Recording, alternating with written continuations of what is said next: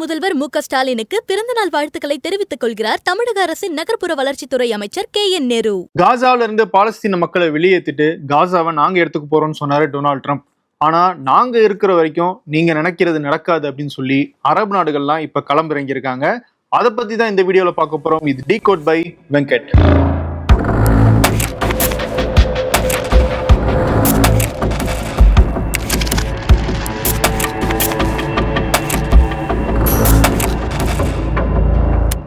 Hamas Israel இடையில நடந்த இந்த போர்ல 46,000க்கும் மேற்பட்ட பாலஸ்தீன மக்கள் கொல்லப்பட்டிருக்காங்க. காசா இப்போ இடிஞ்ச நிலையில இருக்கு. இப்படிப்பட்ட ஒரு நரகமான ஒரு இடத்துல இருக்கிறதுக்கு பதிலா எகிப்து, ஜோர்டான் போன்ற நாடுகள்ல காசா மக்களை கொண்டு போய் குடியமர்த்தி அங்க அவங்களுக்கு வீடு கட்டித்தரோம், காசாவை நாங்க எடுத்துக்கிறோம்னு சொன்னாரு டொனால்ட் ட்ரம்ப். அதோட அவர் நிறுத்தல, காசாவை பிரெஞ்சு ரிவேரா போல ஆக்குவோம் அப்படின்னு சொன்னாரு. பிரெஞ்சு ரிவேரா அப்படிங்கிறது ஒரு கேளிக்கை சொகுசு வாழ்க்கைன்னு இருக்கிற ஒரு நகரம் பிரான்ஸ்ல இருக்கு. அது போல இந்த மெடிட்டேரியன் கடலோரத்துல இப்படி ஒரு நகரத்தை நாங்க உருவாக்குவோம்னு சொன்னாரு டொனால்ட் ட்ரம்ப். அங்க ஏகப்பட்ட பிசினஸஸ் வரும், ஏகப்பட்ட வேலை வாய்ப்புகளை உருவாக்குவோம், அந்த இடத்துல உலகத்தினுடைய அனைத்து மக்களும் இருப்பாங்க, ஆனா காசா மக்களை நாங்க வெளியேற்றிடுவோம் அப்படிங்கிறத சொல்லியிருந்தாரு டொனால்ட் ட்ரம்ப். ஆனா அரபு நாடுகள் இப்ப என்ன பண்ணிருக்காங்கன்னா, நீங்க என்ன திட்டம் போடுறது, நாங்களே காசாக்கு ஒரு திட்டத்தை கொடுக்குறோம் அப்படின்னு சொல்லி ஒரு புதிய திட்டத்தை முன் வச்சிருக்காங்க. எகிப்து தலைநகர் கெய்ரோவில் அரபு நாடுகளுடைய ஒரு எமர்ஜென்சி மீட்டிங் நடந்துச்சு. அந்த மீட்டிங்ல 53 பில்லியன் அமெரிக்க டாலர்கள் அளவுக்கு காசாவை மறுகட்டமைப்பு செய்யறதுக்காக ஒரு நிதி ஒதுக்கி ஒரு பிளானை வகுத்திருக்காங்க. இந்த பிளானை எகிப்தே முன்னின்று செஞ்சிருக்காங்க. ஏன்னா எகிப்து சமீபத்துல தான் புதிய கெய்ரோ நகரத்தை உருவாக்குறதுக்காக ஒரு பல்வேறு விஷயங்களை செஞ்சுக்கிட்டு இருக்காங்க. அதுல இருந்து கிடைச்ச லேர்னிங்ல இருந்து காசாவை மறுகட்டமைப்பு செய்யறதுக்கு ப்ளூ பிரிண்டோட பக்காவா ஒரு பிளானை சொல்லியிருக்காங்க எகிப்து.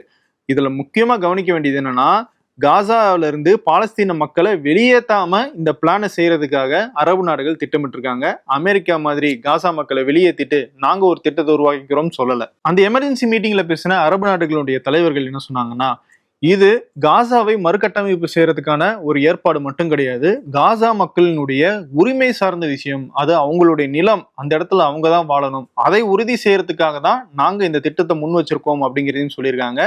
நேரடியா யுஎஸ் அப்படிங்கிறது குறிப்பிடாம காசா மக்களை வெளியேற்றணும் அப்படிங்கிற அந்த எண்ணம் நிறைவேறாது, அதுக்கு கவுண்டர் பண்ற வகையில தான் நாங்க இந்த திட்டத்தை கொண்டு வரோம்னு சொல்லியிருக்காங்க. ஒரு பக்கம் காசாவை மீட்டெடுக்கிறதோட நிக்காம இன்னொரு பக்கம் பாலஸ்தீனத்துக்கு அங்கீகரிக்கப்பட்ட ஒரு அரசாங்கம், அதாவது 2 ஸ்டேட் சொல்யூஷன் சொல்லுவாங்க இல்லையா, அதன் அடிப்படையில ஒரு அரசாங்கத்தை உருவாக்குறத நோக்கியும் நம்ம தீவிரமாக செயல்படணும் அப்படின்னு சொல்லி இந்த அரபு நாடுகளினுடைய கூட்டத்துல முடிவெடுக்கப்பட்டிருக்கு. அதெல்லாம் சரி, நீங்க காசாவை மீட்டெடுத்துருவீங்க, ஆனா இன்னொரு பக்கம் காசாவை யார் நிர்வகிக்கிறது அப்படிங்கிற ஒரு கேள்வி வருதுல்ல.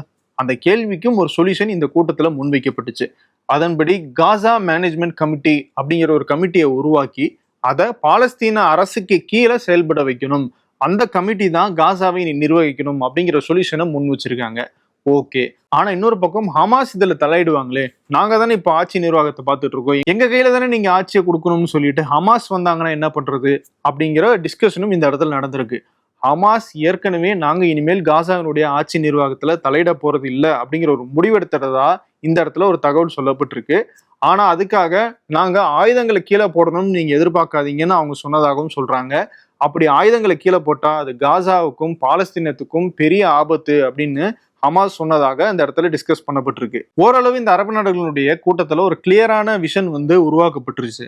ஆனா இதுல சில சிக்கல்களும் இருக்கு. நாங்க காசாவையும் பாலஸ்தீனத்தையும் மீட்டெடுக்கிறதுக்கு செலவு பண்றதுக்கு தயாரா இருக்கும், ஆனா அங்க திரும்பவும் போர் வெடிச்சிடக்கூடாது அப்படிங்கிற எண்ணம் மட்டும் சில அரபு நாடுகளுக்கு இருக்கு. அப்படி திரும்பவும் போர் வெடிச்சிருச்சுன்னா நாங்க செலவு பண்ற காசெல்லாம் வேஸ்டா தான் போக போகுது, அதுக்கு எதுக்கு நாங்க செலவு பண்ணணும் அப்படிங்கிற எண்ணத்துல அவங்க இதை சொல்றதா சொல்றாங்க. அரபு நாடுகளினுடைய இந்த தயக்கத்தை இங்க கவனமா ஹேண்டில் பண்ண வேண்டிய இடத்துல ஹமாஸ் இருக்காங்க. காரணம், இஸ்ரேல் இந்த அரபு நாடுகளுடைய தயக்கத்தை பயன்படுத்துறதுக்கான வாய்ப்பு இருக்கு. அதுக்கான ஒரு முன்னோட்டம் இப்பவே நடந்துகிட்டு இருக்குன்னு சொல்லலாம். இப்போ காசாவுக்கு அனுப்பப்பட வேண்டிய அந்த நிவாரண உதவிகள், உணவு உட்பட எல்லா உதவிகளையும் இஸ்ரேல் தடுத்து நிறுத்தி வச்சிருக்காங்க.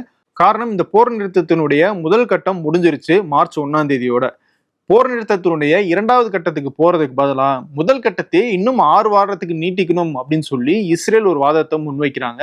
ஆனா அதை ஹமாஸ் ஏத்துக்கல. இஸ்ரேலுக்கு இந்த ஐடியா கொடுத்தது அமெரிக்காவுடைய மத்திய கிழக்கு நாடுகளுக்கான சிறப்பு தூதர் விட்காஃப் தான் அப்படின்னு சொல்றாங்க இஸ்ரேல் தரப்பு.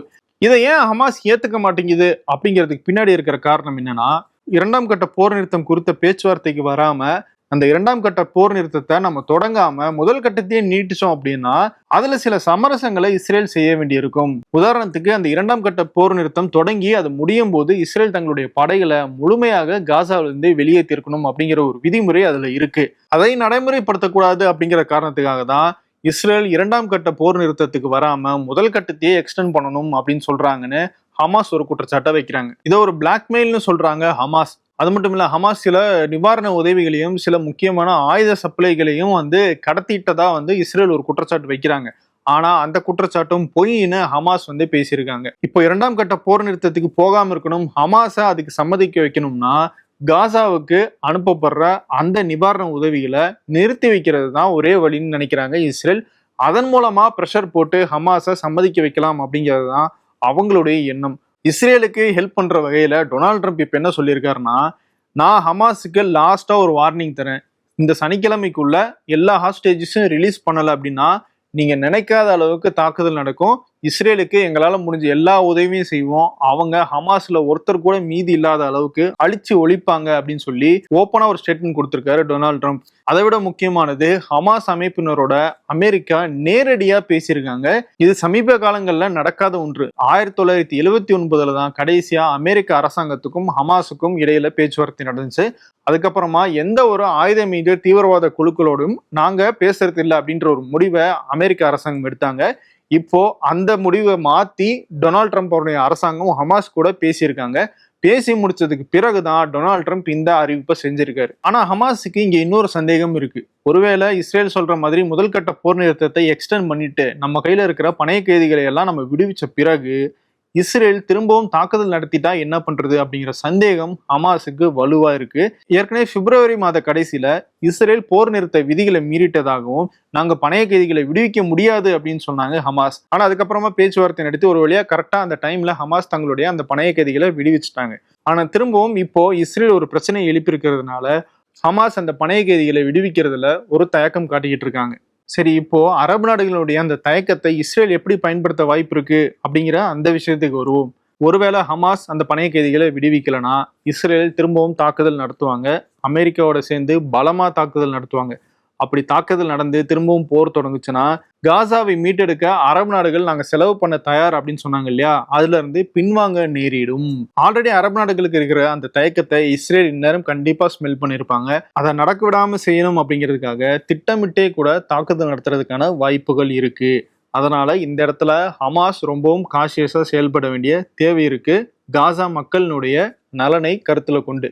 அதே நேரம் இந்த போர் நிறுத்த ஒப்பந்தத்தை முன்னின்று நடத்தின நாடு அப்படின்னு பார்த்தோம்னா கத்தார்.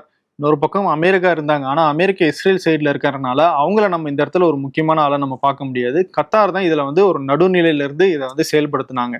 கத்தாரும் இதுல உடனடியாக தலையிட்டு இந்த போர் நிறுத்த ஒப்பந்தம் நீடிக்கிறதா இல்ல அடுத்த கட்ட போர் நிறுத்தத்துக்கு போறதா அப்படிங்கிற உடன்பாடு ஏற்படுத்துறதுக்கான பேச்சுவார்த்தையில ஈடுபடணும் அப்படிங்கிறது தான் காசால இருந்து வர குரல்கள். இப்போ காசாவுக்கு செல்ல வேண்டிய அந்த நிவாரண உதவிகளை, உணவுப் பொருட்களை இஸ்ரேல் தடுத்து நிறுத்தி வச்சிருக்காங்க. இதனால இன்னும் ஒரு சில நாட்களுக்கு மட்டும்தான் காசாவில் உணவு இருக்கும்.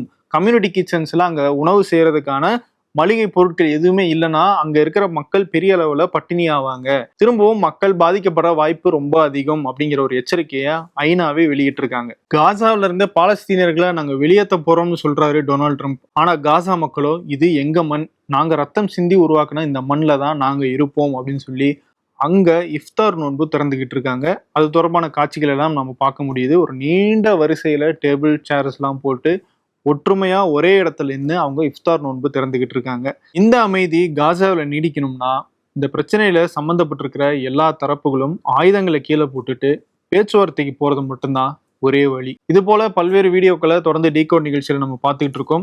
வேறொரு வீடியோல உங்களை மீண்டும் சந்திக்கிறேன். நன்றி, வணக்கம். மார்ச் 1ஆம் தேதி பிறந்த நாள் காணும் தமிழகத்தின் எளிய மக்களின் பாதுகாவலர், தன்னிகர் இல்லா முதல்வர் மு.க. ஸ்டாலினுக்கு மனமார்ந்த பிறந்தநாள் வாழ்த்துக்களை தெரிவித்துக் கொள்கிறார் தமிழக அரசின் நகர்ப்புற வளர்ச்சித்துறை அமைச்சர் K.N. நேரு.